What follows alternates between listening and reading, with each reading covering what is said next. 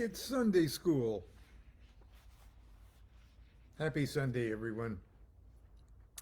Now, I'm speaking to you today through the medium of uh, a gift.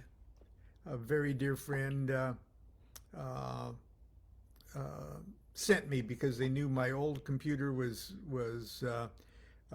getting pretty old and tired and unpredictable. And so I found this beautiful MacBook Pro on my doorstep the other day.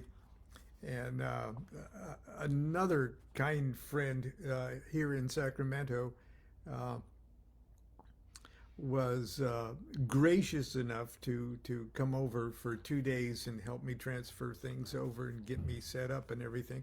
But this is the first broadcast I'm doing, so I don't know if the microphone is working well. I don't know if the video, it appears to be working well, but we'll have to see. In any event, uh, it seems like it booted up quite nicely this morning for our show. So I'm going to proceed as if it was working.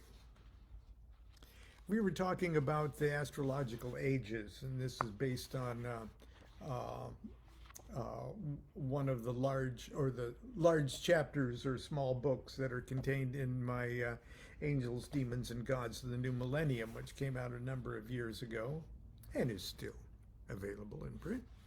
Um, and we were talking about astrological ages. Well, the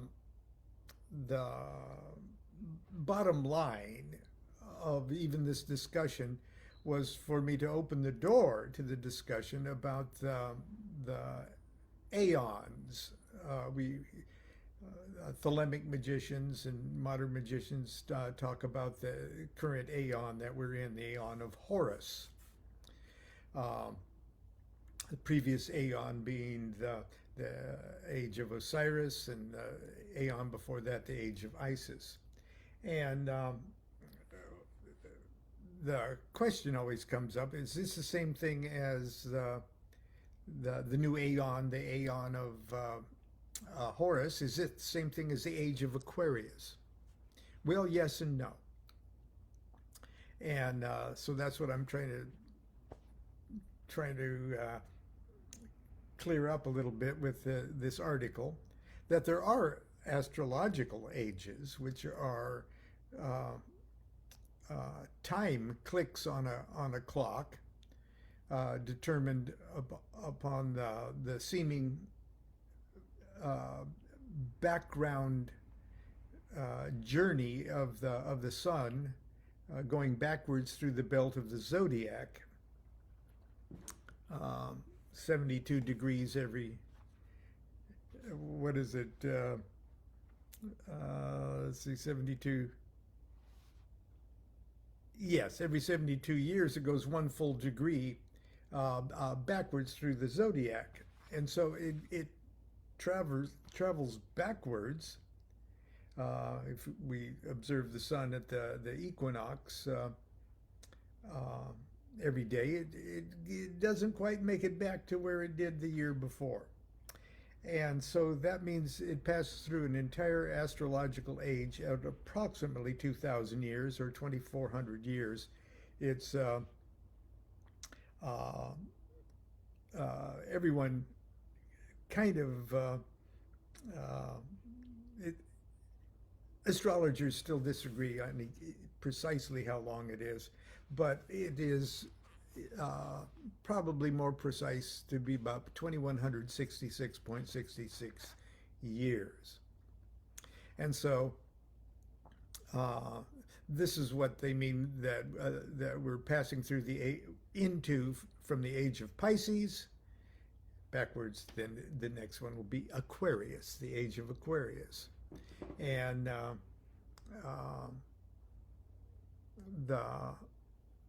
we've heard a great deal about we're now in the Aquarian age, or we're about to enter the Aquarian age, or we're so close, or it happened around the turn of the century, or it's going to happen in a few years.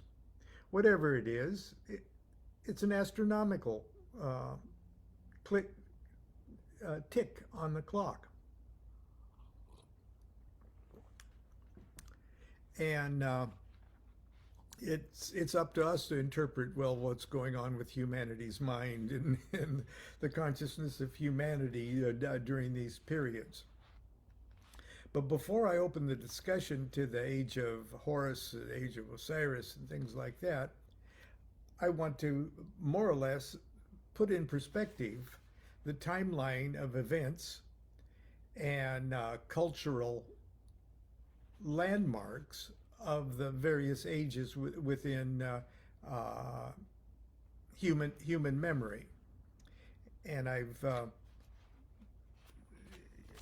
showed you this yesterday. There's the approximate dates for these various ages. And this chart goes back to about 21,000 BC and moves its way up to the turn of the 20th century right here. So in my little essay here, I've gone back as far as the age of Leo. And the age of Leo would be 10,996 BC to 8,830 BC. So that's the age of Leo. And because of this phenomena, if you'll find Leo there are arrows pointing to Leo there, but you can see that the sun 180 degrees away in the zodiac is occupying the opposite position. So it's a pole. It's not only the age, when we talk about the age of Aquarius, we're talking about the age of Aquarius Leo. That's why, well, anyway, so when the sun is occupying Aquarius, the influence of Aquarius is being filtered through the sun onto us on the earth. But on the opposite side, on our backside, the influence of Leo is we're getting a straight shot, an undiluted shot, an unstepped on shot of Leo. But we're getting a real stepped on shot of Aquarius on the other side. I hope that paints a picture. So the age of Leo is the pole of Aquarius and Leo. So, but it's the age of Leo. And here's what was going on.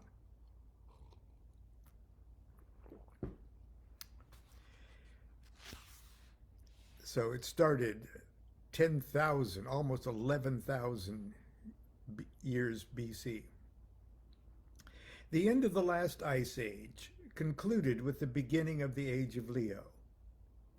Much earlier, however, starting about 35,000 BC, Homo sapiens began displacing Neanderthal, and now we find out others, as late hunting and plant collecting people spread throughout the eastern Mediterranean and later into Germany and Denmark. By the beginning of the age of Leo, advanced hunters of continental Europe were fashioning statuettes of fertility goddesses.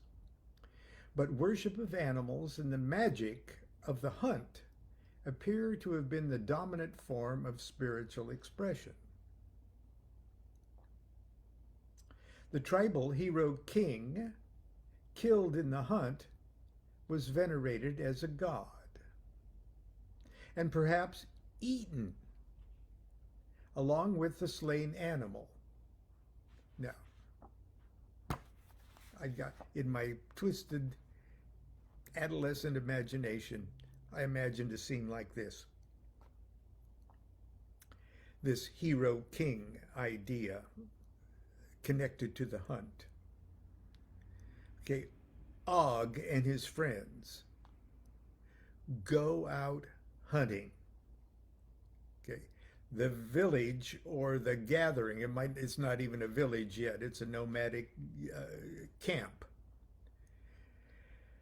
of youngsters and people that don't resonate to hunting, but they're gatherers and stuff. So that's might have been mostly women, children, but it doesn't have to be that way. It's just some guys are hunters and some aren't. Well, Og and his hunter guys, who are responsible for bringing the protein into the group, very important people, go out with their sharp pointy things and their spears and go hunting a wild boar, let's say. Well, wild boars are really dangerous things, and very often not everybody returns from the hunt. Let's say Og gets killed. The boar turns around and chases him, runs him down, and kills him. Not only that, but the boar escapes.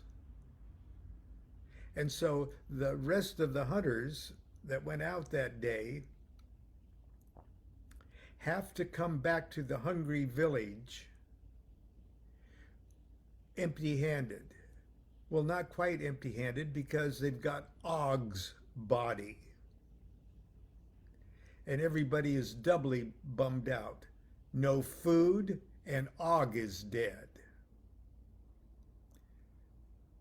If this happens enough times, somebody is going to say, Og sacrificed his life for us, but we're still hungry. He wouldn't mind if we ate him.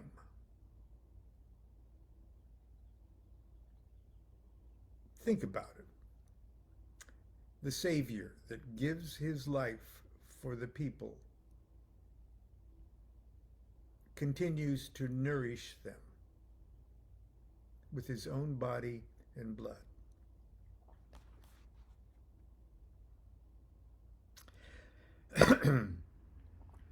The tribal hero king killed in the hunt was venerated as a god and perhaps eaten along with the slain animal, or in place of the slain animal. Can we see where this Eucharist thing is coming? This way of life continued in many localities well into the later ages. The hero whose life is sacrificed for the survival of his people is certainly among the earliest gods of the prehistoric pantheon. As consort to the great goddess, we will see his position and duties change as the ages progress. So that was the age of Leo. So this now would be the age of Cancer, because we're going backwards through the zodiac in these astrological ages.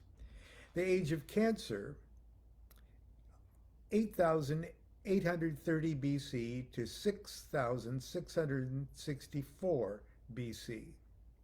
So this would be the pole of Cancer, Capricorn. So look at these ages as dual, okay? This period has been characterized as the Neolithic Revolution. For humanity was beginning to exercise a willed control of nature. In the Near East, several varieties of plants and animals were domesticated. In many areas, the nomadic life of the hunt was replaced by the establishment of villages, towns necessary for the organized cultivation of crops. Crafts of the household, such as spinning, of textiles and pottery making, developed late in the Cancerian period. Now, I'm reaching for my longevity tea here. That's what it looks like. It looks like tea. All these cozy kind of things, the hearth, pottery, textiles, comfort things, all very Cancerian. The town of Jericho, where decapitation of the dead and burial within the house was common, had a population of 2,000 by 8,000 BC. That's a pretty big town for that far back. Crete was first settled in this period. In both locations, carved female images and phallic effigies, remnants of fertility cults, have been unearthed. Next age would be moving into Gemini, Gemini Sagittarius. 6,664 BC to 4,490 BC. In Mesopotamia, the first settlement in the lower Sumerian plain was established in 6,000 BC. Advances in irrigation technology and other agricultural improvements during this period contributed to a proliferation of settlements, and new cities swelled in population. Standardization of language. Okay, now we're getting into fables, myths that find their way into biblical narratives. Okay, standardization of languages, reminiscent of the Tower of Babel stuff, and we're looking at 6,000 BC. And we've got all of these characters of Babylonian mythology, the fish god that comes flopping out of the sea to teach people language. Thoth taught people language. And the story of the Tower of Babel, of course. Standardization of languages. We haven't gotten very far. A primary aspect of mercurial Gemini led to the development of trade and industry. Even amidst the preoccupations of urban life, religion appears to still have been focused upon the mystery of fertility, fertility of humans and fertility of crops, domesticated animals and beasts of the hunt. During this era, the figure of the great goddess changed dramatically, taking on a threefold image of maiden, mother, and crone. Furthermore, her male consort, the sacrificial victim, was pictured riding a bull or a leopard, symbolic of the animal nature harnessed, but not tamed. As the astrological age of Taurus was dawning, and the spreading horns of the bull became the universal symbol of the goddess's sacrificial lover. And the very next age is the age of Taurus, the bull. And that would be Taurus Scorpio pole. The age of Taurus, 4,498 BC to 2,332 BC. The pole of Taurus, Scorpio. The age of Taurus can truly be called the birth of civilization, for it presided over the creation of the cultures that would lay the foundations of Western thought, technology, and religion. Here the symbols and meanings of the zodiacal ages became more comprehensible to the modern student. For it was during this period that the art of astrology reached a zenith, and the 12 signs familiar to us today were given their names and attributes. This was also the time when the archetypes of what we think of today as the pagan pantheons began to take recognizable form. This period saw a social, sexual revolution in the hierarchy of the religious cults. The command of that the great goddess held upon the racial imagination began to wane as it became more and more obvious that the fertility of her priestesses, and consequently the earth, depended ultimately upon the potency of her consort. Arrangements were negotiated to postpone the regular sacrifice of the male consort by substituting a surrogate victim, often a virgin boy, each year in his place. So I'm referring to the time period of the age before, when the power of the goddess was uppermost, and the sacrifice that kept the village, the nature, the culture, everything going, was the idea of the sacrifice of the male hunter, in the same way that the sun seems to be sacrificed, and the phallus seems to droop after it's done its thing. And so every year they would choose a new king, treat him like a king for the whole year, give him whatever he wants, feed him on Snickers bars, and just screw his brains out, party for a year, and then at the end of the year they'd kill him. And but now, as we get into this period, they're starting to see, the sun's coming up every day anyway. I don't think maybe we need to do this. So it started to be a political thing as it deteriorated, and the guy would say, I don't want to die this year, honey. Let's just buy ourselves a virgin boy and kill him, and so I can live another year. I mean, shit like that was going on, okay. But where was I? Okay. Arrangements were negotiated to postpone the regular sacrifice of the male consort by substituting a surrogate victim, often a virgin boy, each year in his place.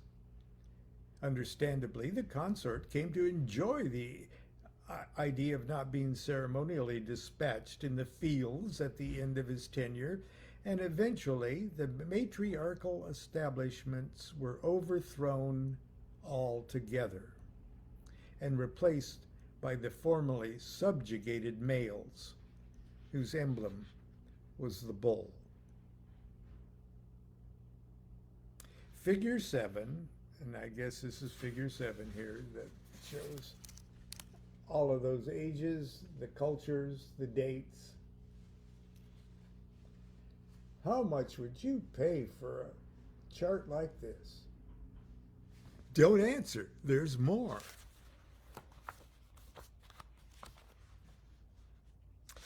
Figure 7 shows that the age of Taurus saw the birth of the Egyptian, Mesopotamian, Minoan, and Indian civilizations, the pantheon of local gods, uh, of uh, of these and other cultures developed along uncannily parallel lines.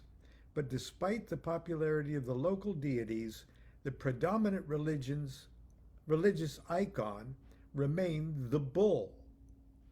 In Egypt, the adoration of the bull Apis dominated the ceremonies of public worship for over 1,000 years. Privately, however, the priests of the bull cults worship differently. And here is a theme that is connected to the idea of the religion of the masses being characteristic of one side of that zodiacal pole, but the esoteric essence, the straight shot, the straight stuff, was coming from the undiluted section of the opposite side of the pole. And the opposite side of the pole of Taurus was Scorpio. So we'd almost say the rule of thumb is exoteric popular worship Taurus, esoteric, secret, magical influence Scorpio. And now we're in the age of Aquarius for the people, but Leo for the... Oh, but I'm getting ahead of myself. Okay. Let's see.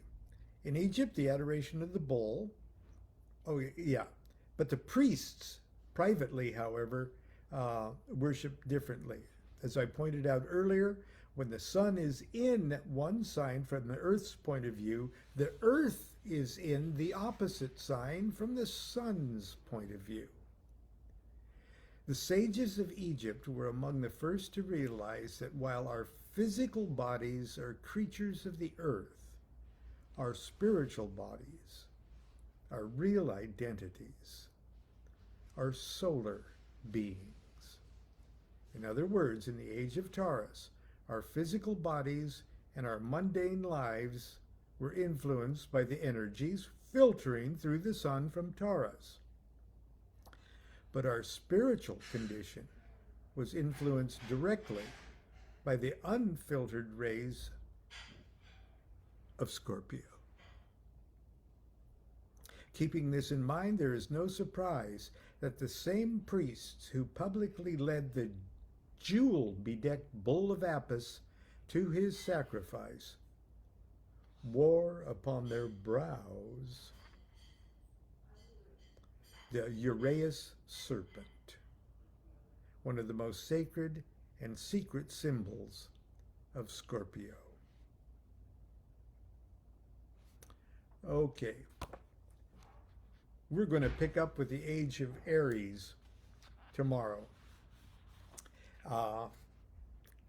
And as we can see things progress with the magical formula, formula of the earth, the goddess, formula of sacrifice, all of this, formula of sacrifice of the bull, okay?